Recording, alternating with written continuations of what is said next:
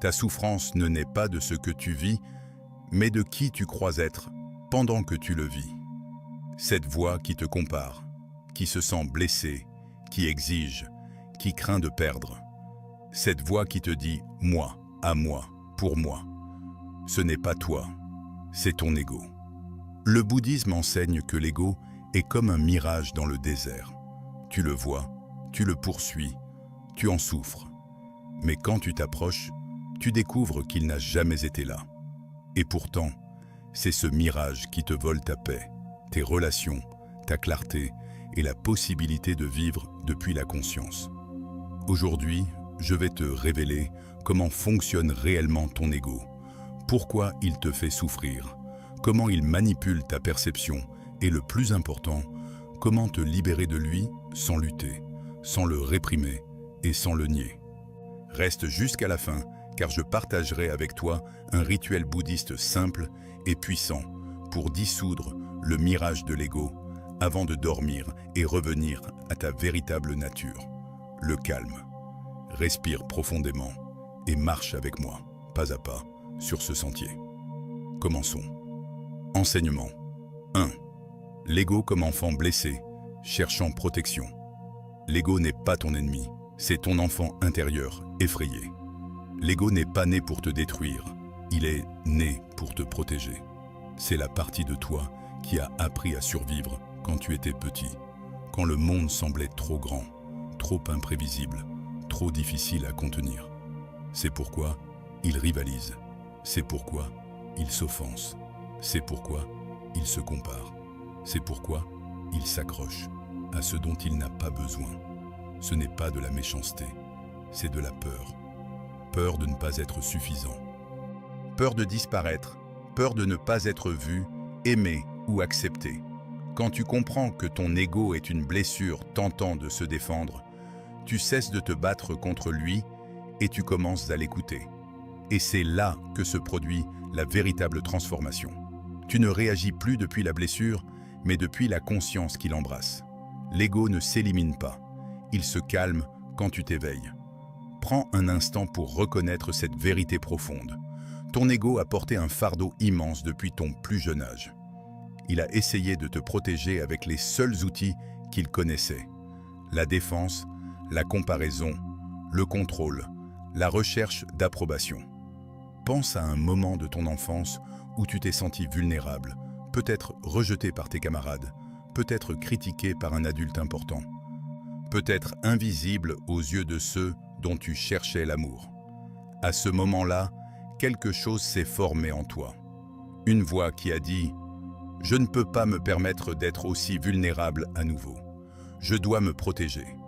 Je dois construire des murs, développer des stratégies, créer un personnage qui sera plus sûr, plus accepté, plus aimé. » C'est ainsi que l'ego a pris naissance, non pas comme un défaut de caractère, mais comme une tentative intelligente, bien qu'immature, de naviguer dans un monde qui semblait parfois hostile ou indifférent. Le problème n'est pas que cet ego protecteur s'est formé. Le problème est que nous avons continué à l'écouter longtemps après que le danger immédiat soit passé. Longtemps après que nous ayons développé d'autres ressources. Longtemps après que cette protection rigide soit devenue une prison. Maintenant, en tant qu'adulte, tu as la capacité de reconnaître cette dynamique. Tu peux voir comment l'ego opère encore selon ses vieux schémas, réagissant aux situations présentes comme si tu étais toujours cet enfant vulnérable qui avait besoin de protection désespérée. Mais tu n'es plus cet enfant. Tu as grandi. Tu as développé de la sagesse, de la force, de la résilience. Tu n'as plus besoin que l'ego te protège de cette façon. Quand tu approches l'ego avec cette compréhension, avec compassion, plutôt qu'avec jugement, quelque chose commence à changer. L'ego, sentant qu'il n'est plus rejeté ou combattu, commence à se détendre. Les défenses rigides commencent à s'assouplir.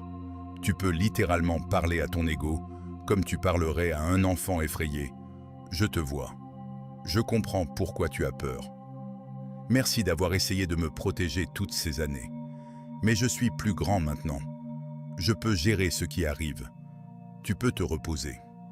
Cette approche, emplie de douceur et de reconnaissance, est infiniment plus puissante que toute tentative de détruire ou de supprimer l'ego. Elle transforme la relation que tu entretiens avec cette partie de toi, la faisant passer d'un conflit interne à une intégration harmonieuse. Enseignement 2. L'ego n'existe que quand tu le regardes de l'extérieur. L'ego existe seulement quand tu le regardes de l'extérieur. Dans les enseignements bouddhistes, on dit « L'identité est une illusion créée par l'attention que tu lui donnes. » L'ego n'est pas une entité solide. Il ne vit pas en toi comme quelque chose de fixe. C'est un mouvement, un reflet, une ombre qui n'apparaît que lorsque ton attention l'illumine. C'est pourquoi, quand tu observes tes pensées en silence, sans les juger, sans les poursuivre, sans les croire, l'ego commence à se dissoudre. Non pas parce que tu le détruis, mais parce qu'il cesse d'avoir une scène où se produire. Quand tu dis « ceci n'est qu'une pensée », tu brises l'hypnose du moi. L'émotion s'adoucit, le conflit s'éloigne, la souffrance perd sa forme, et alors tu découvres quelque chose de profond. Tu n'étais pas la colère, tu n'étais pas l'insécurité, tu n'étais pas l'histoire que ton mental racontait. Tu étais la conscience qui observait, l'espace, le calme, la présence derrière tout. Là où l'ego se tait, commence ton véritable éveil. Cette pratique d'observation n'est pas passive. C'est un acte radical de présence. Quand une pensée surgit, « Je ne suis pas assez bien, personne ne me comprend. Je dois prouver ma valeur. » Au lieu de t'identifier à elle, de la croire, de construire toute une réalité autour d'elle, tu fais une pause. Tu crées un espace. Tu te demandes « Qui observe cette pensée ?» Dans cet intervalle, dans ce moment de lucidité, l'emprise de l'ego se relâche. Tu réalises que si tu peux observer la pensée, tu n'es pas la pensée. Si tu peux voir l'émotion surgir et diminuer, tu n'es pas l'émotion. Tu es quelque chose de plus vaste, de plus stable, de plus profond. Cette conscience qui observe est ton véritable refuge. Elle était là avant que l'ego se forme, elle reste présente pendant que l'ego s'agite, et elle demeure quand l'ego se dissout. Les maîtres zen appellent cela l'esprit témoin, cette capacité à regarder le théâtre de ton expérience sans être pris dans le drame, sans confondre les personnages avec ta véritable identité. Imagine que tu regardes un film au cinéma. Quand tu es complètement absorbé par l'histoire, tu oublies que tu es assis dans une salle, que tu regardes des images projetées sur un écran. Tu ris, tu pleures, tu ressens de la tension, comme si ce qui se passe dans le film était réel et t'arrivait personnellement. C'est exactement ce qui se passe quand l'ego domine. Tu deviens tellement absorbé par les histoires qu'il raconte, par les émotions qu'il génère, par les drames qu'il crée, que tu oublies que tu es la conscience qui observe tout cela, pas le personnage dans l'histoire. L'éveil, c'est se souvenir que tu es dans la salle de cinéma, que tu regardes le film, mais que tu n'es pas le film. Tu peux apprécier l'histoire, ressentir les émotions, t'engager dans l'expérience. Mais tu sais toujours, quelque part au fond de toi, que ce n'est qu'un film. Cette distinction change tout. Elle te donne une liberté immense. Parce que quand tu sais que tu n'es pas le personnage dans l'histoire, les hauts et les bas de l'intrigue n'ont plus le même pouvoir sur toi. Tu peux traverser des difficultés sans être détruit par elles. Tu peux célébrer des succès sans être défini par eux. Tu peux ressentir des émotions intenses sans être submergé par elles. Pratique cela aujourd'hui. Quand une pensée égoïque surgit, au lieu de t'y plonger ou de la combattre, observe-la simplement comme tu observerais un nuage passant dans le ciel. Note sa présence.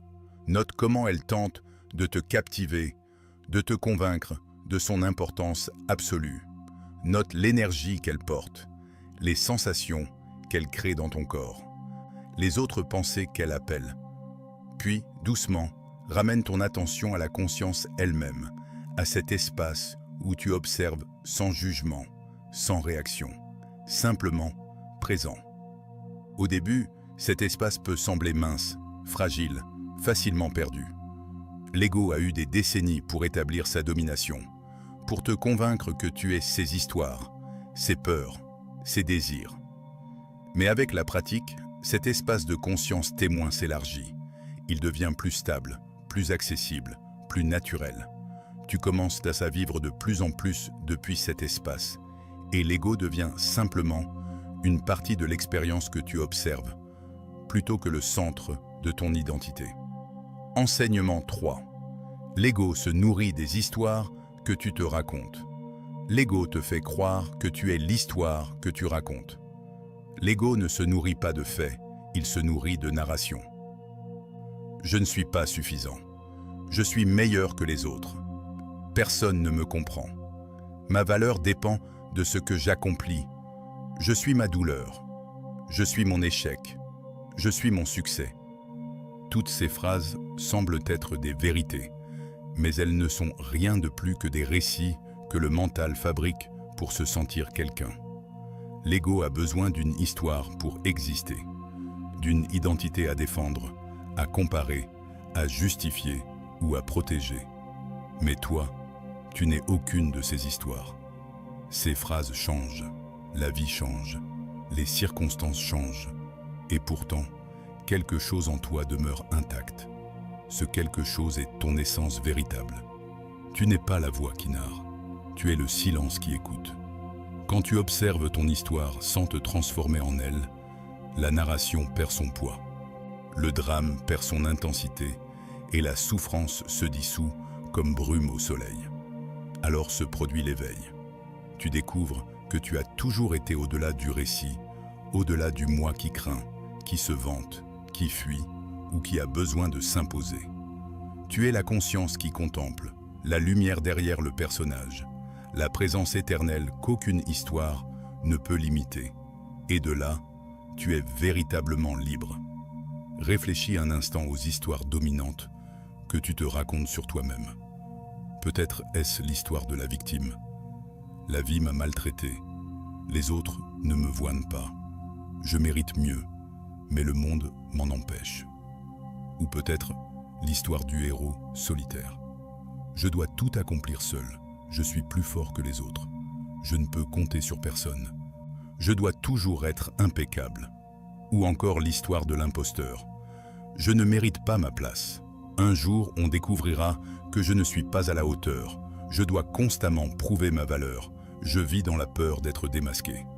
Ou l'histoire du martyr. Je me sacrifie toujours pour les autres. Personne n'apprécie ce que je fais. Je donne tout et ne reçois rien en retour. Ma souffrance prouve ma bonté. Ces narrations sont puissantes, précisément parce qu'elles contiennent des fragments de vérité, des expériences réelles, des émotions authentiques, des événements qui se sont vraiment produits. Mais l'ego prend ces fragments et construit des cathédrales entières, des identités complètes, des réalités absolues. Le problème n'est pas que ces histoires soient complètement fausses. Le problème est que tu commences à croire qu'elles définissent qui tu es de manière permanente et totale. Tu oublies que ce sont des constructions, des interprétations, des lentilles à travers lesquelles tu regardes l'expérience, mais pas l'expérience elle-même. Imagine que ton histoire dominante soit gravée sur une vitre devant tes yeux. Tu regardes le monde à travers cette vitre et tu penses voir la réalité. Mais tu vois seulement à travers le filtre de ton histoire. Quelqu'un te fait un compliment, mais à travers le filtre de l'histoire de l'imposteur, tu l'interprètes comme « ils ne me connaissent pas vraiment. S'ils savaient qui je suis vraiment, ils ne diraient pas cela. » Quelqu'un ne répond pas à ton message. Et à travers le filtre de l'histoire de la victime, tu l'interprètes comme « encore une fois, je ne suis pas assez important. Les gens m'ignorent toujours. » Quelqu'un te demande de l'aide, et à travers le filtre de l'histoire du martyr, tu l'interprètes comme « bien sûr, encore une personne qui profite de moi.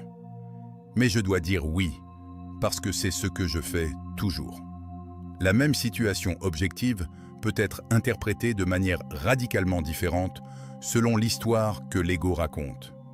Et chaque interprétation renforce l'histoire, créant un cercle vicieux autoréalisateur.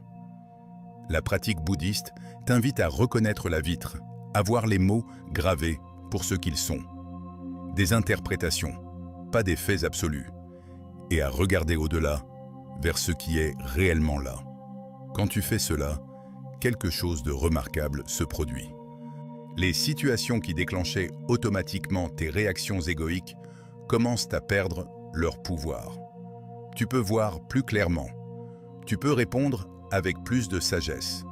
Tu deviens moins prisonnier de tes propres narrations. Un compliment devient simplement un compliment. Tu peux le recevoir avec gratitude sans que l'imposteur intervienne pour le nier. Un message sans réponse devient simplement un message sans réponse. Peut-être que la personne est occupée, peut-être qu'elle a oublié, peut-être 1000 raisons qui n'ont rien à voir avec ta valeur. Une demande d'aide devient simplement une demande. Tu peux choisir librement si tu as les ressources pour aider en ce moment, sans que le martyre t'oblige à dire oui ou sans que le ressentiment s'accumule. Cette liberté de voir les choses telles qu'elles sont, sans les distorsions des histoires égoïques, est l'un des plus grands cadeaux de la pratique contemplative. Commence aujourd'hui à identifier tes histoires. Quand une émotion forte surgit, demande-toi: quelle histoire suis-je en train de me raconter en ce moment? Simplement, le fait de nommer l'histoire commence à briser son emprise. Ah, voilà l'histoire de la victime qui revient. Tiens, l'histoire du héros solitaire essaie de me convaincre que je dois tout faire seul. Voici l'histoire de l'imposteur qui me dit que je ne mérite pas d'être ici. En les nommant, en les reconnaissant comme des histoires plutôt que comme la vérité absolue, tu crées de l'espace. Et dans cet espace, ta vraie nature peut respirer, ta sagesse peut émerger, ta liberté peut s'exprimer. Enseignement 4. L'ego craint le changement et cherche à tout contrôler. L'ego cherche le contrôle parce qu'il craint l'impermanence. L'ego vit effrayé du mystère. C'est pourquoi il tente de s'accrocher à ce qui change, comme s'il pouvait arrêter la vie avec ses mains. Il s'accroche aux personnes pour ne pas se sentir seul. Il s'accroche aux titres pour ne pas se sentir petit. Il s'accroche aux croyances pour ne pas sentir l'incertitude. Il s'accroche à avoir raison pour ne pas affronter sa fragilité. Mais voici le paradoxe. Plus tu essaies de contrôler la vie, plus l'ego t'enchaîne à sa peur. Le contrôle ne te rend pas fort, il te rend rigide, et tout ce qui est rigide finit par se briser. La vie ne se contrôle pas, la vie se contemple, la vie s'accompagne, la vie se respire. La véritable liberté commence quand tu cesses d'exiger que la réalité soit comme tu le veux et que tu commences à la voir telle qu'elle est. Quand tu ne réagis plus, mais que tu observes. Quand tu ne luttes plus, mais que tu comprends. Quand tu n'imposes plus, mais que tu permets. À cet instant, l'ego perd son pouvoir et apparaît un état plus élevé. L'acceptation consciente, où tu ne vis plus depuis la peur du changement, mais depuis la confiance profonde dans le mouvement de l'existence. Et là, finalement, l'âme peut se reposer. L'impermanence est peut-être la vérité la plus difficile à accepter pour l'ego. Tout change, rien ne reste. Les personnes que nous aimons vieillissent et partent. Les situations que nous chérissons se transforment. Les certitudes que nous pensions absolues s'effritent. Le corps que nous habitons se dégrade lentement. Les rôles que nous jouons évoluent et disparaissent. Cette réalité fondamentale de l'existence terrorise l'ego parce qu'il se construit sur l'illusion de permanence. Il essaie de figer l'expérience, de capturer les moments, de retenir ce qui est agréable et de repousser ce qui est désagréable. Mais la vie ne fonctionne pas ainsi. La vie est un fleuve constant de changement. Le Bouddha l'a enseigné clairement. Tout ce qui naît doit mourir. Tout ce qui se forme doit se dissoudre. Tout ce qui arrive doit partir. C'est la première noble vérité, l'impermanence universelle. Accepter cela n'est pas du défaitisme ou de la résignation passive. C'est reconnaître la nature fondamentale de la réalité et choisir de danser avec elle plutôt que de lutter contre elle. Pense au domaine de ta vie où tu résistes le plus au changement. Peut-être est-ce une relation qui évolue différemment de ce que tu avais imaginé. L'ami proche qui s'éloigne, le partenaire qui change, l'enfant qui grandit et devient indépendant. Peut-être est-ce ton corps qui vieillit, ses premiers cheveux gris, cette énergie qui n'est plus ce qu'elle était, ces douleurs qui apparaissent, cette force qui diminue graduellement. Peut-être est-ce ta carrière qui ne suit pas le chemin que tu avais tracé, les opportunités qui ne se matérialisent pas, les changements dans ton industrie, la nécessité de te réinventer à un âge où tu pensais être établi. Peut-être est-ce la perte de certitude qui structurait ta vie, des croyances qui s'effritent, des valeurs qui évoluent, une vision du monde qui ne tient plus face à l'expérience. Dans chacune de ces situations, l'ego crie « Non, cela ne devrait pas être ainsi, je dois le changer, le contrôler, le forcer à être différent. » Et ainsi commence la lutte. Tu essaies de retenir ce qui part, de changer ce qui est, de nier ce qui émerge. Cette lutte consomme une énergie énorme et génère une souffrance immense. Mais qu'arrive-t-il quand tu t'arrêtes de lutter? Quand tu permets à la réalité d'être exactement ce qu'elle est dans ce moment, sans résistance, sans jugement. Un espace s'ouvre, une paix émerge. Non pas la paix de tout obtenir comme tu le veux, mais la paix plus profonde d'être en harmonie avec ce qui est. Cette acceptation n'est pas passive, elle est profondément active et courageuse. Elle demande de lâcher les illusions de contrôle auxquelles l'ego s'accroche désespérément. Elle demande de faire confiance à quelque chose de plus grand que tes plans, tes peurs, tes désirs de sécurité. Les maîtres zen ont un dicton, lâche prise ou sois traîné. La vie continue, le changement arrive, l'impermanence se déploie. Tu peux résister et souffrir, ou tu peux t'abandonner et trouver la liberté dans le mouvement lui-même. Pense à un fleuve. Quand tu essaies de résister au courant, tu t'épuises rapidement. Tu luttes, tu te bats, tu te noies presque dans l'effort. Mais quand tu te détends et te laisses porter, quand tu apprends à nager avec le courant plutôt que contre lui, le voyage devient non seulement plus facile, mais aussi plus beau. Tu peux voir le paysage qui défile. Tu peux sentir l'eau contre ta peau. Tu peux même profiter de la ride, trouver de la grâce dans le mouvement. Découvrir que le fleuve te porte vers des endroits que tu n'aurais jamais pu planifier, mais qui sont exactement où tu devais aller. C'est ce que signifie accepter l'impermanence. Non pas renoncer à agir ou à créer, mais agir depuis un lieu de fluidité plutôt que de rigidité. Créer depuis un lieu de permission plutôt que de contrôle. Tu peux toujours avoir des préférences. Tu peux toujours travailler vers des objectifs. Tu peux toujours faire des choix et prendre des décisions. Mais tu n'es plus attaché aux résultats de manière rigide. Tu n'es plus détruit quand les choses ne se déroulent pas comme prévu. Tu deviens comme le bambou qui plie sous la tempête, plutôt que comme le chêne rigide qui se casse. Tu deviens comme l'eau qui s'adapte à tout contenant, plutôt que comme la glace qui se brise sous la pression. Cette flexibilité, cette capacité à danser avec le changement plutôt que de le combattre, est l'une des qualités les plus précieuses que tu peux développer. Elle transforme ta relation avec la vie elle-même, de l'adversité en partenariat, de la lutte en danse. Enseignement 5. L'ego se nourrit du conflit. L'ego respire la tension. Il se nourrit du drame, de la comparaison, de l'offense. Il a besoin de se sentir quelqu'un de blessé, quelqu'un de supérieur, quelqu'un d'ignoré, quelqu'un d'indispensable. Parce que sans conflit, l'ego ne trouve pas de lieu où exister. C'est pourquoi il crée des histoires, interprète des gestes, invente des ennemis et transforme de petites situations en tempêtes internes. Non pas parce que tu es mauvais, mais parce que l'ego craint de disparaître si règne le calme. Mais voici la révélation. La paix est la nourriture de l'âme et la faim de l'ego. Quand tu choisis de ne pas réagir, quand tu décides de ne pas t'accrocher, quand tu réponds avec présence au lieu d'impulsion, l'ego se contracte. Il perd sa force, il perd sa voix, il perd sa domination.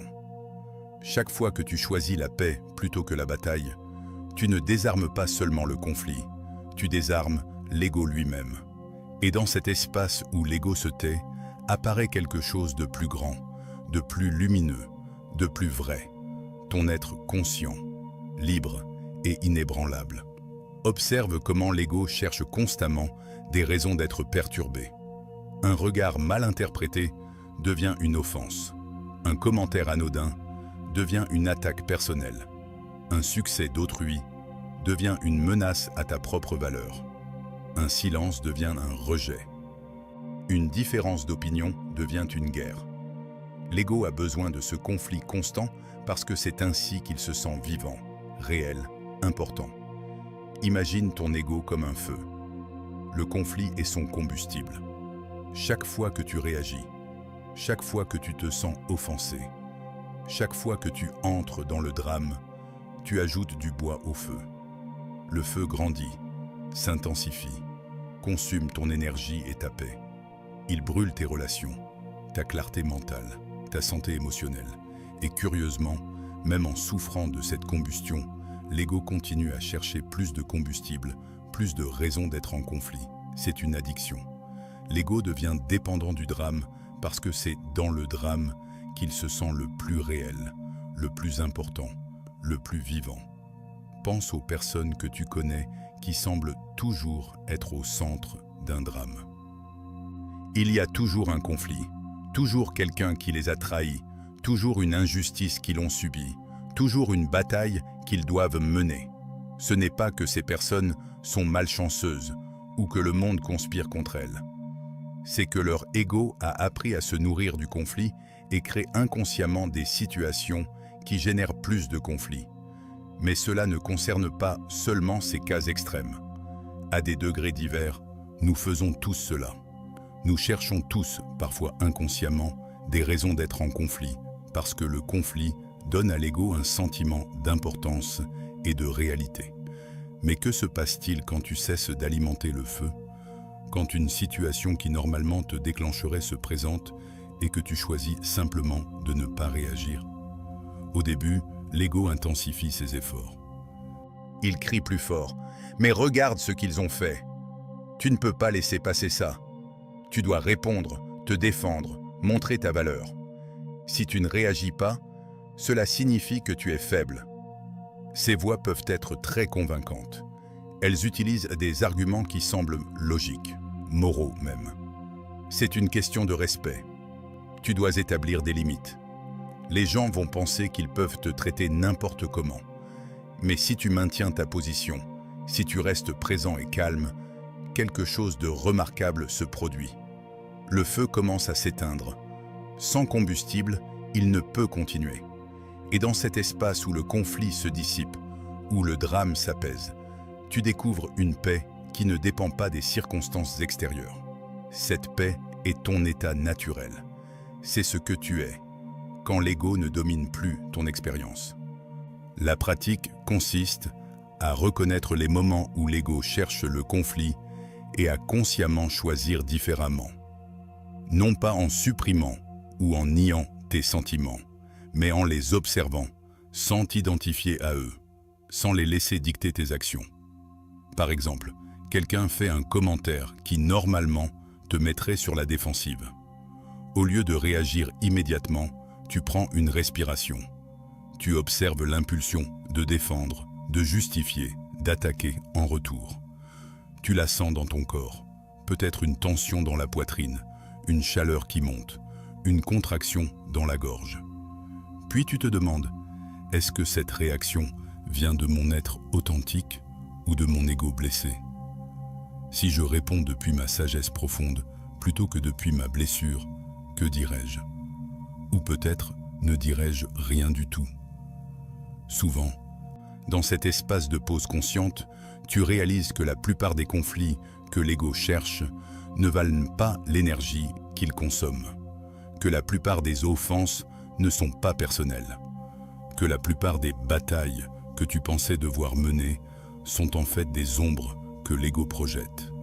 Et en choisissant la paix, en choisissant de ne pas alimenter le conflit, tu ne te montres pas faible.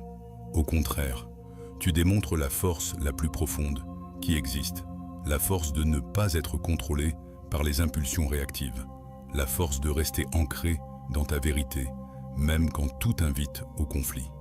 Cette force tranquille, cette paix qui ne dépend pas de l'absence de provocation, mais de ta propre clarté intérieure, est l'un des signes les plus clairs de l'éveil spirituel. Enseignement 6. L'ego fuit le silence. L'ego fuit le silence comme un enfant craint l'obscurité. Pourquoi ? Parce que dans le silence, il n'y a pas d'histoire, pas de passé à répéter, pas de futur à contrôler, pas de personnage à interpréter. Dans le silence, l'ego se retrouve sans scène. Le bouddhisme l'enseigne clairement. Quand le mental se tait, l'être apparaît. Et pour l'ego, cela est une menace. C'est pourquoi il cherche le bruit, les distractions, les pensées répétitives, les opinions, les comparaisons, les discussions internes. Le bruit le maintient vivant, la quiétude le révèle. Quand tu entres dans le silence intérieur, l'ego se dissout comme brume face à l'aube. Là, à cet instant où tout s'apaise, tu découvres quelque chose qui a toujours été derrière le masque. Ta véritable nature, ta conscience pure, ton moi profond. Sans peur, sans hâte, sans histoire. Le silence ne t'éteint pas, il te ramène à la maison. As-tu remarqué comment, dans les moments de silence complet, l'ego devient agité ?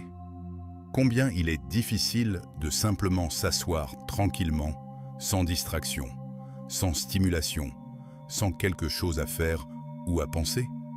C'est parce que le silence expose l'ego pour ce qu'il est.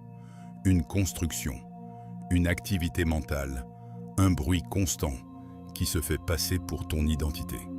Dans notre monde moderne, nous fuyons le silence de manière presque compulsive. Nous remplissons chaque moment avec des sons, des écrans, des activités, des pensées.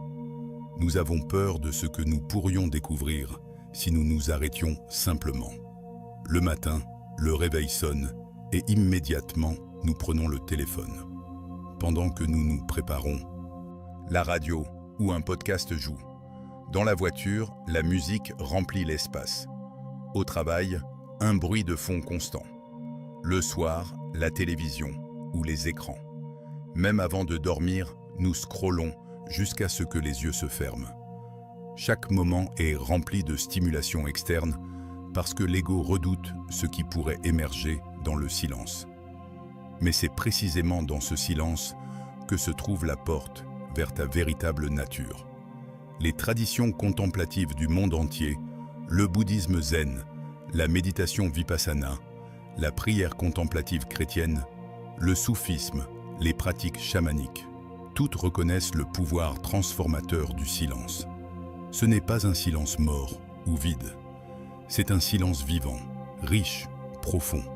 C'est l'espace où la conscience peut se reconnaître elle-même, sans les distorsions de l'ego. Dans ce silence, tu découvres que tu n'es pas le chaos de pensée qui occupe normalement ton esprit. Tu n'es pas le commentateur constant qui évalue, juge, compare, planifie, s'inquiète. Tu es l'espace dans lequel toutes ces activités se produisent.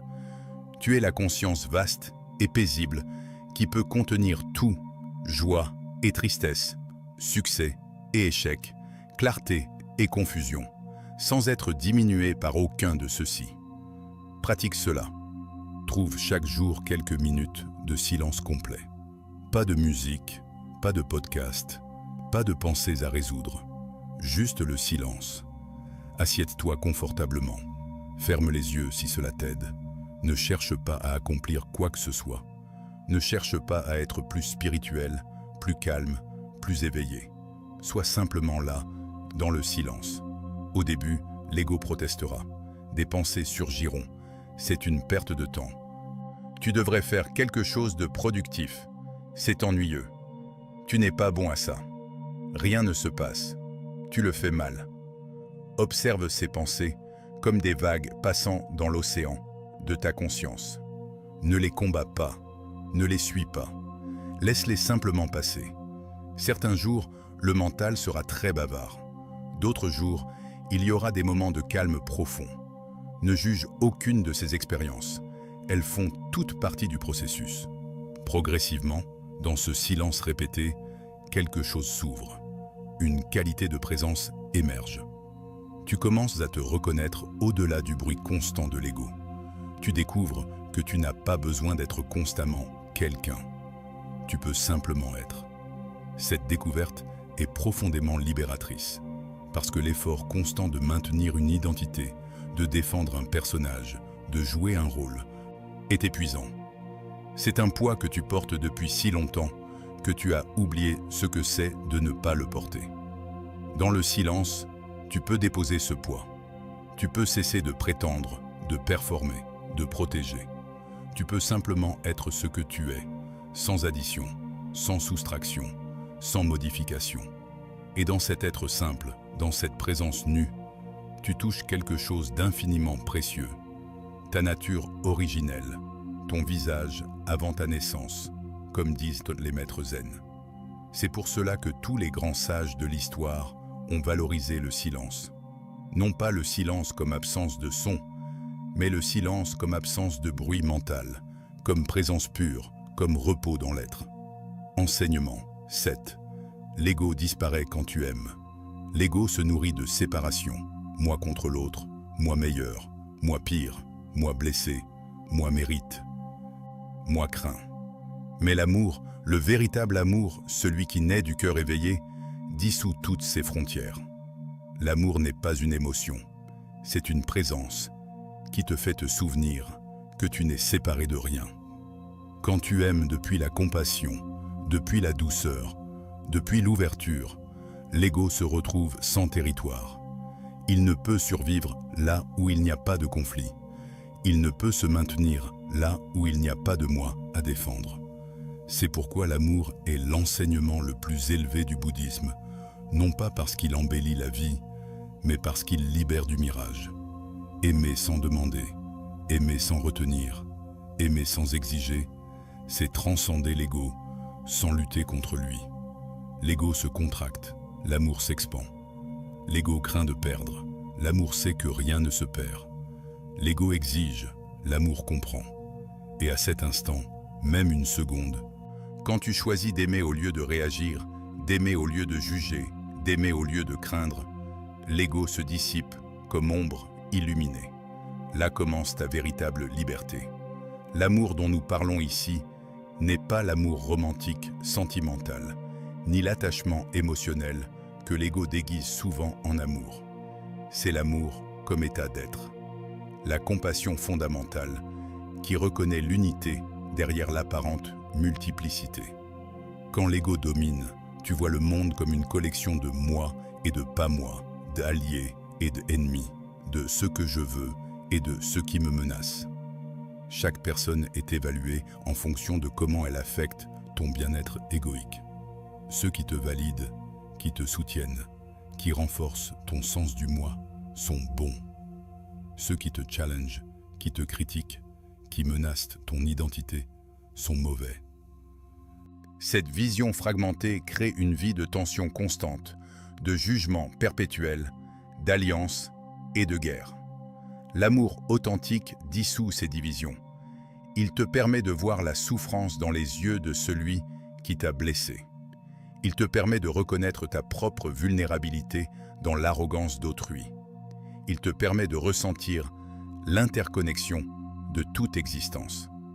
Cet amour n'est pas faible. Il est la force la plus puissante qui existe parce qu'il ne peut être brisé par les circonstances extérieures.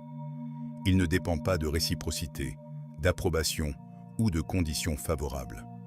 C'est l'amour du bodhisattva qui choisit de rester dans le monde pour aider tous les êtres à s'éveiller. C'est l'amour du Christ sur la croix qui pardonne à ses bourreaux. C'est l'amour du maître zen qui corrige sévèrement son élève parce qu'il se soucie plus de son éveil que de son confort temporaire. C'est aussi l'amour du parent qui dit non à son enfant quand c'est nécessaire, même si cela crée un conflit temporaire, parce que le bien-être profond de l'enfant est plus important que son approbation momentanée. C'est l'amour de l'ami qui te dit une vérité difficile à entendre parce qu'il te respecte assez pour être honnête plutôt que confortable. C'est l'amour qui peut être doux ou ferme, qui peut caresser ou challenger, mais qui toujours voit au-delà de l'ego vers l'essence véritable de l'être. Pratique cet amour aujourd'hui. Commence par toi-même. Toutes les parties de toi que l'ego rejette ou condamne, les peurs, les faiblesses, les imperfections, les échecs, les ombres, regarde-les avec amour. Non pas avec l'amour qui excuse tout et ne demande aucune croissance, mais avec l'amour qui accepte pleinement ce qui est tout en tenant l'espace pour ce qui peut devenir. Dis à ces parties de toi, je te vois, je te reconnais, tu as le droit d'exister et je t'accompagne vers la guérison, vers la transformation, vers la lumière. Étends ensuite cet amour à ceux qui te sont proches. Pas l'attachement qui veut posséder, mais l'amour qui veut le meilleur pour eux, même si cela ne te sert pas. Peux-tu aimer ton partenaire assez pour le laisser être qui il est vraiment, même si cela signifie qu'il ne remplit pas toujours tes besoins égoïques? Peux-tu aimer tes enfants assez pour les laisser faire leurs propres erreurs, même si cela te fait souffrir de les voir lutter? Peux-tu aimer tes amis assez pour célébrer leurs succès, même quand ces succès mettent en lumière tes propres insécurités? Puis, ose l'étendre à ceux qui te défient, qui t'ont blessé, qui représentent tout ce que ton ego rejette. Pas en approuvant leurs actions, mais en reconnaissant leur humanité fondamentale, leur souffrance, leur lutte. Cette personne qui t'a trahi, peux-tu voir la peur qui a motivé sa trahison? Ce collègue qui te critique constamment, peux-tu reconnaître l'insécurité qui alimente son besoin de rabaisser les autres? Ce membre de la famille qui te juge, peux-tu comprendre que son jugement vient de ses propres blessures non guéries? Cela ne signifie pas que tu dois tolérer les comportements toxiques ou rester dans des situations nuisibles. L'amour authentique inclut parfois la mise en place de limites saines, la protection de ton bien-être, l'éloignement de relations destructrices. Mais même en établissant ces limites, même en t'éloignant, tu peux le faire depuis un lieu d'amour plutôt que de haine, depuis la compassion plutôt que le ressentiment. Tu peux dire « Je te souhaite le bien, mais je ne peux plus être dans cette dynamique. J'espère que tu trouveras la guérison, mais je ne peux plus être celui qui te la fournit. » Quand tu peux faire cela, même partiellement, même pour un instant, l'ego perd son emprise. Tu découvres une liberté qui ne dépend plus de qui fait quoi, de qui a raison, de qui gagne. Tu découvres que tu es plus grand que toutes ces petites batailles.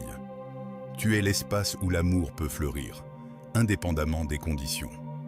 Et dans cet amour, dans cet espace de non-séparation, tu touches quelque chose d'essentiel, la vérité que nous sommes tous connectés, que ta souffrance est ma souffrance, que ton éveil contribue à mon éveil, que nous sommes tous des expressions de la même conscience fondamentale. Cette réalisation transforme tout. La vie devient non plus une compétition pour la survie et la validation, mais une danse collective vers l'éveil. Chaque rencontre devient une opportunité de pratiquer l'amour. Chaque défi devient une invitation à approfondir la compassion. Pause pour l'intégration. Fais une pause maintenant. Ferme un moment les yeux. Pense à la dernière fois où tu t'es senti blessé, comparé, rejeté, ignoré. Qui a réagi là? Ton être ou ton ego? Ressens ceci. Ton être véritable ne s'offense pas, ne rivalise pas, n'a pas besoin de gagner. Il observe seulement, il comprend seulement. Prends quelques respirations profondes. Sens l'air entrer dans tes poumons, sans le sortir. Dans cet acte simple, tu es pleinement présent, pleinement vivant, au-delà de toute histoire, au-delà de tout ego. Dans cet espace de présence, il n'y a pas de passé à regretter, pas de futur à craindre. Il y a seulement cet instant éternel où tu existes comme conscience pure. Reste dans ce silence un moment. Laisse l'agitation se calmer. Laisse les pensées ralentir. Laisse l'ego perdre son intensité. Pour révéler plus profondément cette découverte, je veux te raconter une histoire. Une histoire qui montre comment l'ego nous trompe et comment la vérité nous libère. L'histoire du prodige et du maître.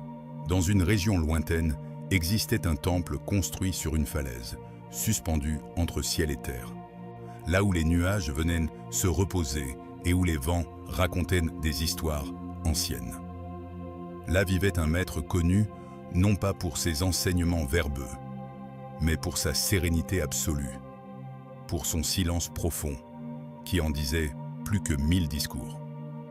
Un jour arriva un jeune homme plein d'orgueil, de renommée et de reconnaissance. Les gens de son village l'appelaient le prodige. Depuis son plus jeune âge, il avait excellé en tout, études, arts martiaux, poésie, philosophie. Les éloges l'avaient suivi comme son ombre. Il gravit la montagne avec assurance, certain que le maître reconnaîtrait immédiatement son mérite exceptionnel. Il entra dans le temple et, sans saluer, sans s'incliner selon la coutume, déclara d'une voix qui résonnait d'ambition. « Je suis venu pour que tu m'enseignes comment m'illuminer plus rapidement que les autres. J'ai entendu dire que tu possèdes des techniques secrètes. Je suis prêt à les apprendre. » Le maître, assis en méditation, se contenta de l'observer sans répondre, ses yeux calmes comme un lac de montagne. Le silence inconfortable poussa le jeune à continuer. « J'étais le meilleur de mon village, le plus intelligent, le plus fort, le plus rapide. Mes maîtres précédents m'ont tous dit que j'étais exceptionnel, destiné à de grandes choses. Si tout le monde dit que je suis spécial, pourquoi est-ce que je ressens encore ce vide? Pourquoi, malgré tous mes accomplissements, je ne trouve pas la paix? » Le maître se leva lentement, comme un arbre se réveillant après l'hiver. Il se dirigea vers une petite table où reposait une cloche dorée, ancienne, gravée de symboles que personne ne savait plus déchiffrer. Il prit la cloche avec révérence et fit signe aux jeunes de le suivre. Ils marchèrent en silence jusqu'au bord du précipice. Le vent soufflait avec force, portant avec lui les chants des vallées lointaines. Les nuages se déplaçaient rapidement, créant des ombres dansantes sur les montagnes environnantes. Le maître tendit la cloche aux jeunes et ordonna d'une voix qui ne tolérait aucune hésitation. « Fais-la sonner. » Le jeune, un peu déconcerté par la simplicité de la demande, prit la cloche et l'agita vigoureusement. Elle sonna d'un ton pur, clair, cristallin, qui se répandit dans l'air et sembla toucher chaque pierre, chaque arbre, chaque particule de nuage. « Maintenant, » dit le maître, d'une voix aussi calme que le son de la cloche était vif. « Arrête le son. » Le jeune, confus, serra la cloche avec force entre ses mains, étouffant le métal pour qu'il ne puisse plus vibrer. Mais le son était déjà parti, voyageant encore dans les vallées, se fondant avec le vent, devenant partie du monde. « Je ne peux pas arrêter quelque chose qui ne sonne déjà plus, » répondit le jeune, frustré par ce qui lui semblait être un tour absurde. Le maître le regarda avec une intensité nouvelle et pointa vers l'abîme devant eux, vers ce vide immense qui semblait s'étendre à l'infini. « Ce son, » dit-il lentement, laissant chaque mot prendre son poids, « est ton ego. » Le jeune fronça les sourcils, ne comprenant pas encore où le maître voulait en venir. Le maître continua, sa voix maintenant empreinte d'une douceur presque paternelle. « L'ego est comme l'écho de cette cloche. Il naît du mouvement, du bruit que tu fais pour que le monde te voie, t'entende, te valide. Il naît de ton besoin d'être reconnu, applaudi, admiré. » Il fit une pause, laissant le vent remplir le silence. « Mais regarde, » continua-t-il, « le son a déjà disparu. Tu l'as cherché, tu as essayé de le retenir, mais il était déjà parti. De la même façon, L'ego n'existe que dans ce mouvement constant de chercher, de prouver, de démontrer. Mais quand tout s'arrête, quand la vie te laisse dans le silence, que ce soit à travers la perte, la maladie, le vieillissement, la mort, l'écho disparaît de lui-même. Le jeune commençait à pâlir, une réalisation douloureuse commençant à percer à travers ses défenses. « Tu as couru toute ta vie, » dit le maître. « Tu as accumulé les accomplissements comme d'autres accumulent des trésors, pensant qu'une fois que tu en aurais assez, le vide serait rempli. » Mais chaque accomplissement ne faisait qu'agiter la cloche plus fort, créant plus de bruit, plus d'écho, plus de distraction de ce vide que tu essayais de fuir. Puis, dans un geste qui sembla se dérouler au ralenti, le maître leva la cloche au-dessus du vide et la lâcha. Le jeune regarda, hypnotisé, la cloche tomber, tournoyer dans l'air, attraper la lumière du soleil en éclairs dorés, puis disparaître entre les nuages, avalé par l'immensité. Il n'y eut aucun bruit d'impact, seulement le silence du vide qui recevait la cloche, la digérant dans son mystère infini. Le maître posa sa main sur l'épaule du jeune et conclut, sa voix maintenant presque un murmure. « Ton vide ne vient pas de ce qui te manque. Plus d'accomplissement, plus de reconnaissance, plus de preuve de ta valeur. Il vient du bruit constant que tu fais pour ne pas t'écouter, pour ne pas te rencontrer vraiment. Qui es-tu » demanda le maître, « quand il ne reste plus rien à démontrer, quand tous tes titres, tes accomplissements, tes rôles tombent dans le vide comme cette cloche, que reste-t-il » Le jeune, pour la première fois de sa vie, ne trouva pas de réponse. Toutes les phrases brillantes qu'il avait l'habitude de prononcer, toutes les affirmations de sa valeur, toutes les preuves de son exceptionnalité, tout cela lui semblait soudain creux, vide, aussi insaisissable que le son de la cloche déjà disparue. Et dans ce moment de silence complet, dans ce moment où son ego n'avait plus de réponse à offrir, quelque chose d'autre émergea. Une présence, une conscience, un sentiment d'être qui n'avait besoin d'aucun accomplissement pour exister. Ce jour-là, au bord du monde, dans le silence qui suivit la chute de la cloche, le jeune prodige commença son véritable chemin. Non plus le chemin de l'accumulation, mais celui de la libération. Non plus le chemin du bruit, mais celui du silence. Non plus le chemin de l'ego, mais celui de l'être. Réflexion sur l'histoire. Fais une pause. Imagine un instant cette cloche tombant dans le vide. Regarde-la se perdre dans le silence de la falaise, disparaître dans l'immensité qui ne juge pas, qui ne mesure pas, qui ne compare pas, qui accueille simplement tout ce qui vient. Maintenant, demande-toi, combien de fois as-tu vécu en essayant que le monde entende ton son ? Combien d'énergie as-tu dépensé en essayant de prouver, de plaire, d'être quelqu'un ? Combien de fois as-tu cherché validation, reconnaissance, applaudissements pour faire taire ce vide interne qui ne finit jamais de se rassasier ? Peu importe combien tu accumules, respire profondément, sens ton corps, ici, maintenant. Sens le poids de ton corps sur la chaise ou le sol.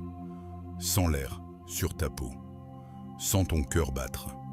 Dans cette sensation simple, directe, immédiate, il n'y a pas d'ego. Il n'y a que l'expérience pure d'être vivant.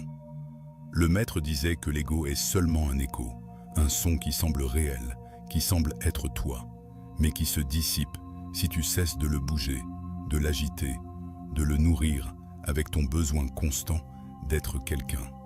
Regarde à l'intérieur maintenant.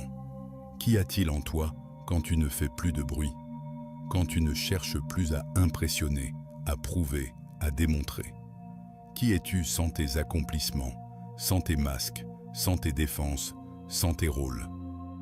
Que reste-t-il quand tu cesses de lutter pour être vu, entendu, validé? Dans ce silence, dans cet espace où tu n'as plus besoin de démontrer quoi que ce soit, là commence la véritable liberté spirituelle.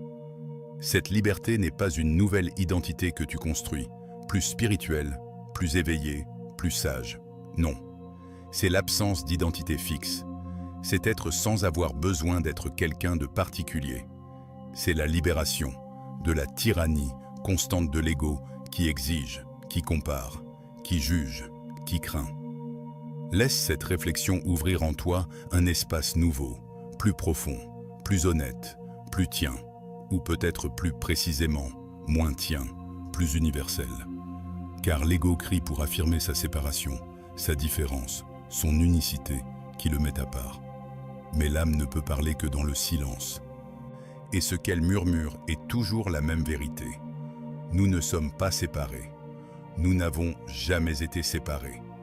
Nous ne pouvons jamais être séparés de la source de tout être.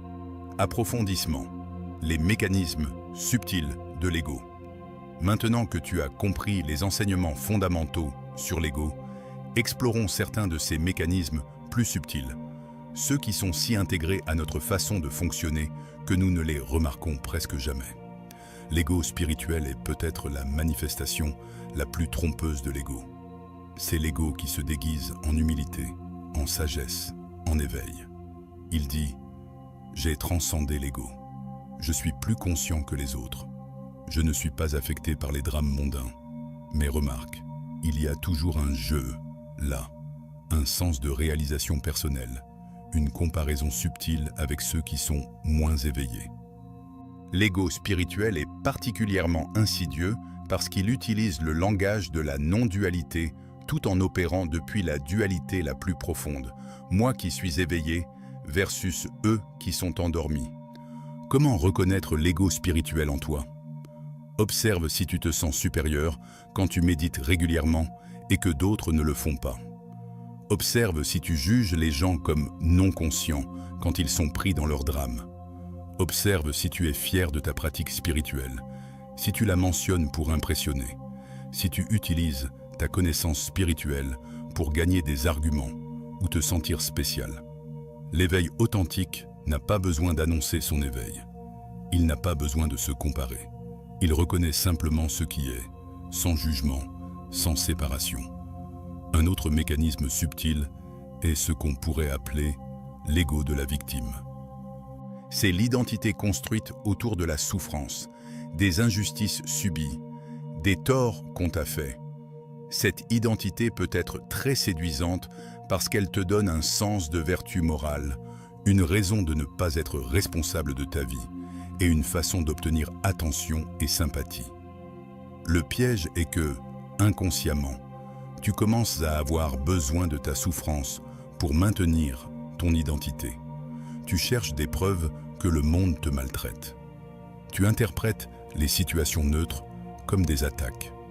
Tu résistes à la guérison parce que qui serais-tu sans ton histoire de victime? Cela ne signifie pas que la souffrance n'est pas réelle ou que les injustices ne se produisent pas. Elles sont réelles et elles se produisent. Mais il y a une différence entre reconnaître la souffrance et l'injustice et en faire le centre de ton identité. Tu peux honorer ce qui s'est passé, traiter tes blessures, chercher justice, s'y approprier, tout en refusant de laisser ces expériences définir qui tu es de manière permanente. L'ego de la performance est également très répandu. C'est l'ego qui mesure ta valeur par ce que tu accomplis, par combien tu es productif, par combien tu contribues. Dans notre culture, cet ego est particulièrement renforcé. Nous demandons constamment aux gens « Que fais-tu » plutôt que « Qui es-tu » Nous valorisons les gens basés sur leur profession, leur position, leurs accomplissements. L'ego de la performance te dit que si tu ne fais pas constamment quelque chose, tu ne vaux rien. Il crée une anxiété sous-jacente, un sentiment que tu dois toujours être en train de produire, d'accomplir, d'avancer. Le repos devient culpabilité. La pause devient anxiété. Le simple fait d'être, sans faire, devient presque intolérable. Mais ton être n'a pas besoin d'accomplir quoi que ce soit pour être valable. Tu n'es pas un human doing, tu es un human being. Ton existence même, ta conscience même, est infiniment précieuse, complètement indépendamment de ce que tu fais ou ne fais pas. Ces mécanismes, et tant d'autres, opèrent si subtilement que nous ne les remarquons presque jamais. Ils colorent notre perception, influencent de nos choix, créent notre réalité, tout en nous convainquant qu'ils sont simplement qui nous sommes. Le travail de l'éveil est de devenir conscient de ces mécanismes, non pas pour les juger ou les combattre, mais simplement pour les voir clairement. Et dans cette vision claire, leur emprise commence naturellement à se relâcher. Affirmation consciente. Je suis plus que mon ego. Maintenant, avec toute cette compréhension, avec cette ouverture que nous avons cultivée ensemble, avançons vers les affirmations conscientes qui t'aideront à reconnecter avec ton essence la plus pure. Ces affirmations ne sont pas de simples mots à répéter mécaniquement. Ce sont des portails, des invitations à expérimenter une réalité différente, une identité plus profonde. Inspire profondément. Sens l'air remplir tes poumons. Sens ton corps s'expanser légèrement avec l'inspiration. Puis expire lentement, complètement. Maintenant, répète doucement, avec conscience. Je ne suis pas mon histoire, je suis celui qui l'observe. Sens la vérité de cette affirmation. Toutes les histoires que tu racontes sur toi, sur ton passé, tes échecs, tes succès, tes blessures, tes triomphes, ce ne sont que des histoires, des interprétations, des narrations que tu as construites pour donner un sens à l'expérience. Mais toi, la conscience qui peut observer ces histoires, qui peut les raconter, qui peut les modifier, qui peut même les abandonner. Cette conscience est ce que tu es vraiment. Elle était là avant les histoires. Elle reste présente pendant les histoires. Elle demeure quand les histoires changent ou disparaissent. Respire avec cette réalisation. Laisse-la descendre au-delà du mental, dans ton corps, dans ta chair, dans tes os. Ma valeur ne dépend de l'opinion de personne. Cette affirmation coupe la racine d'une grande partie de la souffrance égoïque. L'ego recherche constamment l'approbation extérieure parce qu'il croit que ta valeur doit être confirmée de l'extérieur, qu'elle est conditionnelle, qu'elle peut être donnée ou retirée selon les caprices des autres. Mais ta valeur intrinsèque existe indépendamment de ce que quiconque pense, dit ou croit sur toi. Elle est là, inconditionnelle, inaliénable, éternelle. Si toute l'humanité se réunissait demain et décidait que tu ne vaux rien, cela ne changerait pas un iota de ta valeur véritable. Si le monde entier te célébrait comme le plus grand être ayant jamais vécu, cela n'ajouterait rien à ta valeur intrinsèque. Tu es précieux, simplement parce que tu es. Point. Il n'y a rien à prouver, rien à gagner, rien à accomplir pour mériter ton existence. Sens le soulagement de cette vérité. Sens combien d'énergie tu as dépensé à chercher l'approbation, à éviter la désapprobation, à te conformer, à performer, à plaire. Tout cela peut cesser maintenant. Tu peux te reposer dans la certitude de ta valeur inconditionnelle. Mon essence est calme, clarté et présence. Sous toutes les pensées agitées, sous toutes les émotions turbulentes, sous tous les drames que l'ego crée, il y a cette qualité fondamentale de ton être. Calme, claire, présente. C'est ton état naturel. Tout le reste est une perturbation temporaire à la surface, comme des vagues sur l'océan. Les vagues peuvent être énormes, spectaculaires, violentes même, mais la profondeur de l'océan reste toujours paisible, non perturbée. Tu es cet océan. Les vagues de pensée, d'émotions, d'expériences vont et viennent à la surface, mais ton essence profonde reste toujours calme, claire, présente. Quand tu te souviens de cela, quand tu t'ancres dans cette vérité, les tempêtes de la vie perdent leur pouvoir de te submerger. Tu peux les observer, les expérimenter même, sans être détruite par elles. L'ego se dissout quand je reviens à ma respiration.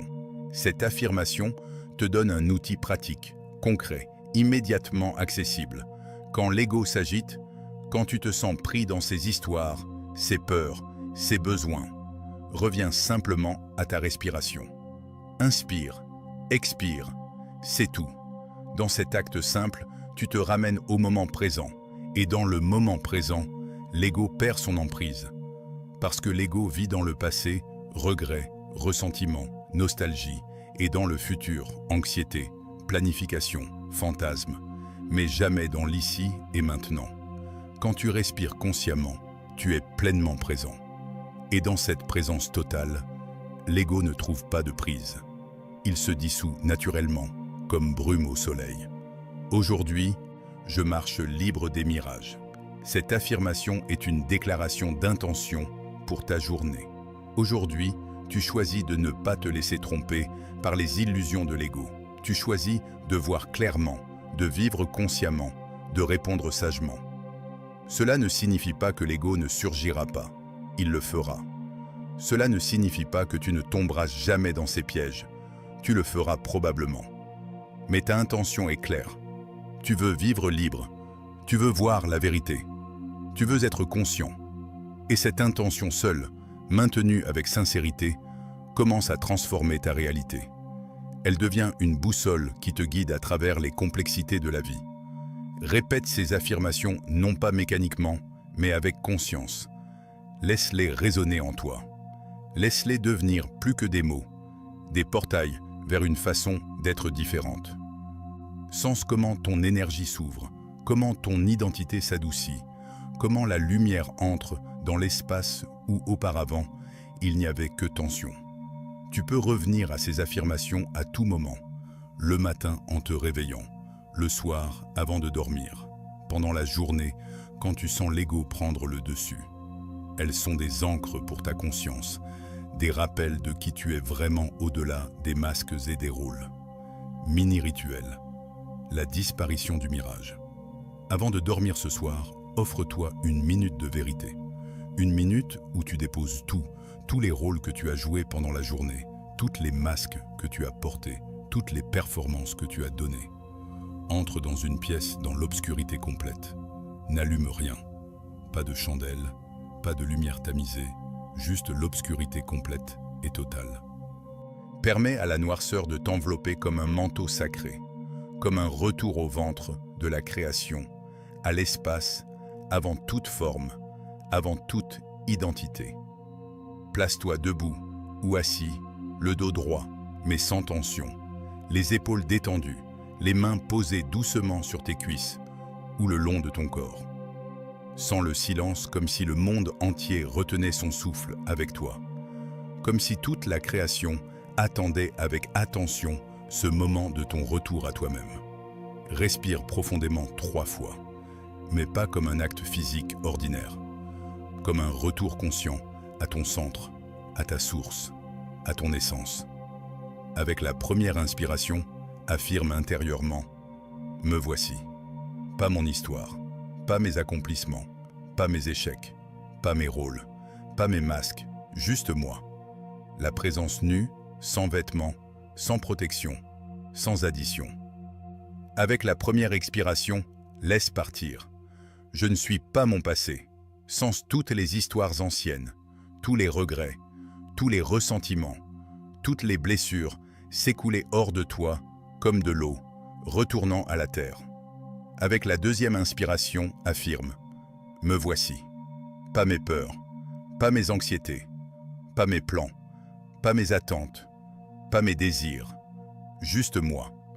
La conscience claire qui peut tout contenir sans être diminuée par rien. Avec la deuxième expiration, laisse partir. Je ne suis pas mon futur.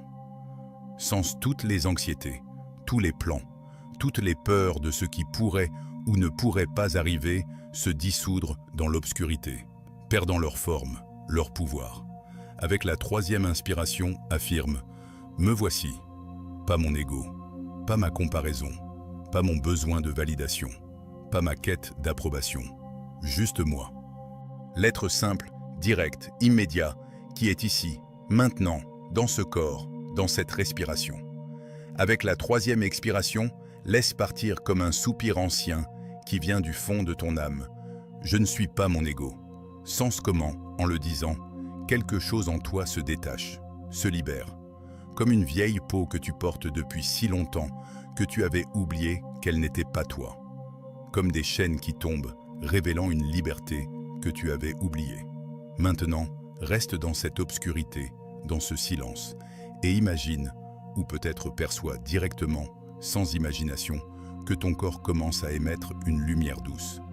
Pas une lumière éclatante, agressive, qui cherche à être vue. Non, une lumière douce, claire, silencieuse, éveillée. La lumière de la conscience elle-même, qui illumine sans brûler, qui révèle sans juger, qui éclaire sans aveugler.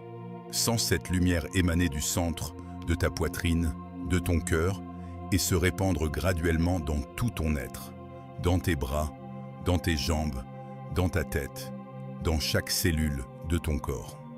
Et observe maintenant, avec cette vision intérieure, comment autour de cette lumière apparaît une ombre ténue. Ton ego essayant de se maintenir, essayant de se définir, essayant d'exister. Mais regarde, à chaque respiration, l'ombre devient plus transparente. À chaque expiration, elle perd de sa densité. Elle n'est pas combattue, elle n'est pas repoussée, elle n'est pas détruite. Elle se dissipe simplement, naturellement, comme elle a toujours fait quand la lumière apparaît. Continue à respirer, continue à observer. Vois l'ego se dissiper comme un mirage sous le soleil du désert. Comme de la brume matinale face au jour qui se lève. Comme de la neige au printemps. Il n'y a rien à faire, aucun effort, aucune lutte, juste cette observation paisible, cette respiration consciente, cette lumière qui brille. Reste ainsi 1 minute. 1 minute suffit. Parce qu'à cet instant d'obscurité illuminée, ton être véritable se révèle. Pas comme une nouvelle identité que tu construis, pas comme un personnage plus spirituel que tu joues, mais comme ce que tu as toujours été, sous toutes les couches, sous tous les masques. Et quand l'ego se tait enfin, complètement, même pour quelques secondes, ce qui reste est ta liberté la plus pure, ton essence sans filtre, ton moi sans peur, sans besoin, sans manque. Dans ce moment, tu touches l'ineffable, ce qui ne peut être nommé, décrit ou capturé dans des concepts. Tu touches ta nature de Bouddha, ta nature divine, ton soi véritable, peu importe le nom que tu donnes à cette réalité qui transcende tous les noms. Ce rituel ne fait pas disparaître l'ego définitivement. Ce n'est pas le but, et ce n'est pas possible tant que tu vis dans un corps humain, avec un mental humain. Le but est de te rappeler que tu es la lumière, et que l'ego n'est que l'ombre qui disparaît quand tu décides de regarder vers l'intérieur plutôt que vers l'extérieur. Fais ce rituel régulièrement. Certaines nuits, il sera facile. L'ego se dissipera rapidement et tu ressentiras une paix profonde, un silence intérieur, une présence lumineuse. D'autres nuits, il résistera. Le mental sera bavard. Les pensées seront incessantes. L'ego créera des distractions, de l'agitation, de l'inconfort. Ces nuits-là sont aussi précieuses que les autres. Elles te montrent où l'ego a encore de l'emprise, où tu restes identifié à ses histoires et ses peurs. Elles sont des opportunités d'apprentissage, de compréhension plus profonde. Ne juge pas ces moments. Ne te décourage pas. Observe-les simplement avec curiosité et compassion. Ah, voilà où l'ego est encore fort. Voilà où il a encore peur de lâcher prise. Chaque fois que tu reviens à ce rituel, même quand c'est difficile, surtout quand c'est difficile, tu renforces ta capacité à distinguer entre ton être véritable et les constructions de l'ego. Progressivement, imperceptiblement, cette clarté commencera à s'étendre au-delà du rituel nocturne. Tu commenceras à reconnaître l'ego pendant la journée, dans tes interactions, dans tes réactions, dans tes pensées habituelles. Tu seras en conversation et soudain, tu réaliseras « Ah, voilà mon ego qui cherche à impressionner ». Tu seras face à une critique et tu remarqueras « Voilà mon ego qui se sent menacé ». Tu seras en comparaison et tu verras « Voilà mon ego qui essaie de se définir par rapport aux autres ». Et avec cette reconnaissance vient le pouvoir de choisir différemment, de répondre depuis un lieu plus profond, plus sage, plus libre. Pas à chaque fois, pas parfaitement, mais de plus en plus souvent, avec de plus en plus de clarté. Et c'est ainsi que se déroule l'éveil, non pas comme une illumination soudaine et permanente, bien que cela puisse arriver pour certains, mais comme une série de petits réveils, de moments de clarté qui s'accumulent, qui se renforcent, qui transforment graduellement ta façon d'être dans le monde. Récapitulation. L'ego ne se détruit pas, il se comprend. Aujourd'hui, tu as fait un voyage profond vers le noyau de ta conscience. Un voyage où tu as découvert que l'ego n'est pas un ennemi à détruire, mais une voix craintive que tu as appris à écouter trop fort, à prendre trop au sérieux, à confondre avec qui tu es vraiment. Tu as compris que sa force ne vient pas de son pouvoir inhérent, mais de ton identification avec lui, de ta croyance en ses histoires, de ton engagement dans ses drames. Tu as vu qu'il se maintient tant que tu l'alimentes avec comparaison, avec besoin de reconnaissance, avec conflit et contrôle, avec le bruit constant qui étouffe le silence de ton être. Mais tu as aussi vu quelque chose de plus grand, de plus lumineux, de plus libérateur. Tu as vu que quand tu observes en silence, sans jugement, sans identification, l'ego se dissout comme brume au soleil. Que quand tu choisis l'amour au lieu de la réaction, la compassion au lieu du jugement, la présence au lieu de l'anxiété, l'ego perd toute domination. Que quand tu t'arrêtes pour respirer consciemment, pour revenir au moment présent, pour toucher ta véritable nature, l'illusion se brise et la vérité apparaît. Tu as découvert que tu n'es pas l'histoire que tu te racontes. Tu n'es pas le passé qui te hante, ni le futur qui t'angoisse. Tu n'es pas les rôles que tu joues, ni les masques que tu portes. Tu es la présence qui perçoit tout cela. La conscience spacieuse qui contient tout, toutes les histoires, toutes les émotions, toutes les expériences, sans être limitée ou définie par aucune d'elles. Aujourd'hui, tu t'es souvenu que ta véritable identité ne crie pas pour être entendue, ne rivalise pas pour être meilleur, ne se défend pas contre les menaces, ne se justifie pas devant les jugements. Ton être profond est seulement serein, lumineux, libre. Il observe avec compassion. Il comprend sans condamner. Il aime sans condition. Il existe sans effort. Et les affirmations que tu as intégrées ne sont pas des phrases à répéter mécaniquement, mais des codes de retour à ton essence, des rappels de qui tu es vraiment, des graines qui éveillent une identité plus haute, plus consciente, plus vraie, ou peut-être plus précisément, qui éveillent la réalisation qu'il n'y a pas besoin d'identité du tout, que tu peux être sans avoir besoin d'être quelqu'un de particulier. Le rituel final t'a montré quelque chose de crucial. L'ego n'est qu'une ombre qui apparaît quand tu oublies ta lumière, et il suffit de te souvenir, de te tourner vers l'intérieur, d'allumer la conscience, pour que l'ombre cesse d'avoir forme et pouvoir. Respire maintenant, profondément, pleinement. Sens cette vérité s'expandant en toi, remplissant chaque espace, illuminant chaque coin sombre, dissolving chaque peur. Tu n'es pas ce que le monde voit, les rôles, les titres, les accomplissements, les échecs.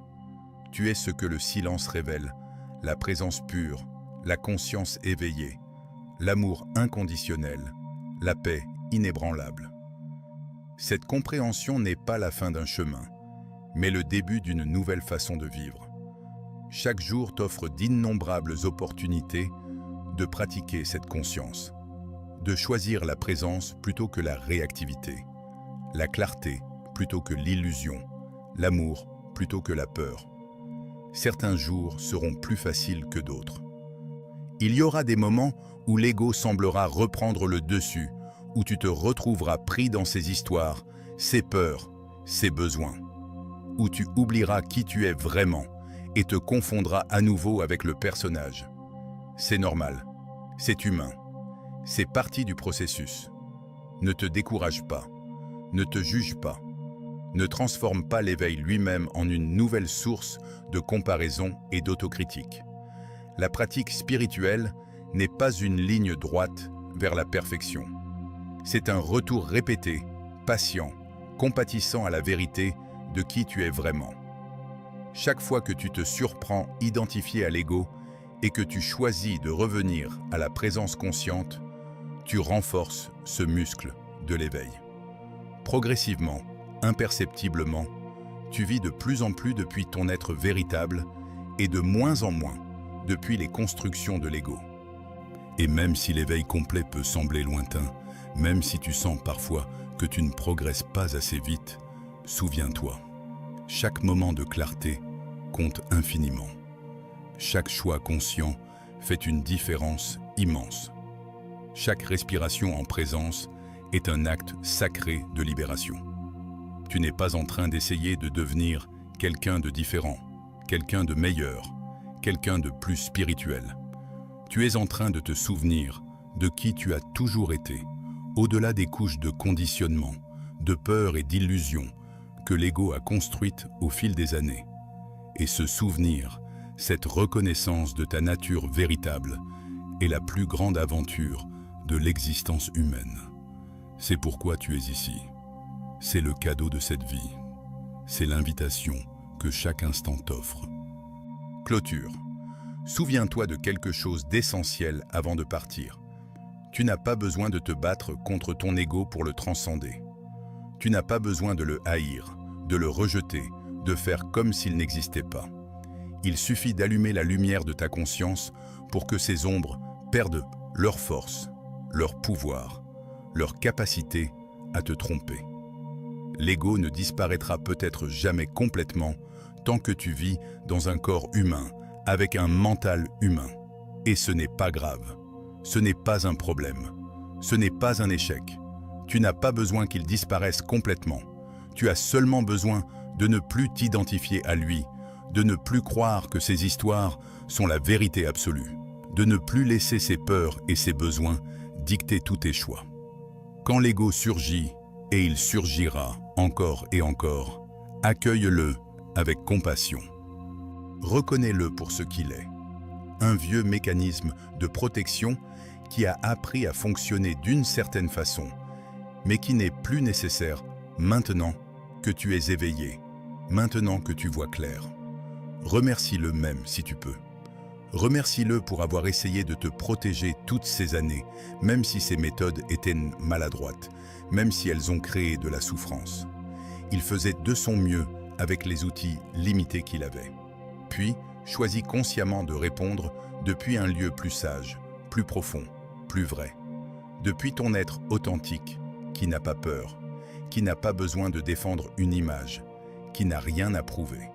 C'est ainsi que se vit l'éveil, non pas dans une perfection lointaine et inaccessible, non pas dans un état permanent de béatitude sans effort, mais dans ces moments quotidiens, ordinaires, où tu choisis la conscience plutôt que l'automatisme, où tu choisis la présence plutôt que la réactivité, où tu choisis l'amour plutôt que la peur, où tu choisis la vérité plutôt que l'illusion, moment après moment, respiration après respiration, choix après choix. C'est cela, la pratique. C'est cela, le chemin. C'est cela, la libération. Si ce message a éveillé quelque chose en toi, s'il a touché une corde silencieuse que tu avais oubliée, s'il a allumé une lumière dans un coin sombre que tu évitais de regarder, je serais profondément honoré de te lire. Quelle illusion de l'ego sens-tu être prêt à laisser derrière toi? Quelle ombre es-tu prêt à laisser se dissoudre dans la lumière de ta conscience?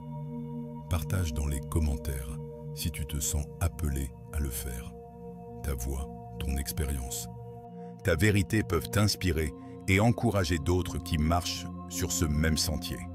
Et si tu sens, seulement si tu le sens vraiment, depuis ton cœur et non depuis ton ego qui cherche plus de contenu, plus de distraction, que ce chemin nourrit ton âme, que ces enseignements résonnent avec ta vérité la plus profonde. Je t'invite, avec une gratitude profonde, à continuer de marcher avec moi sur ce sentier. Ici, nous ne luttons contre rien.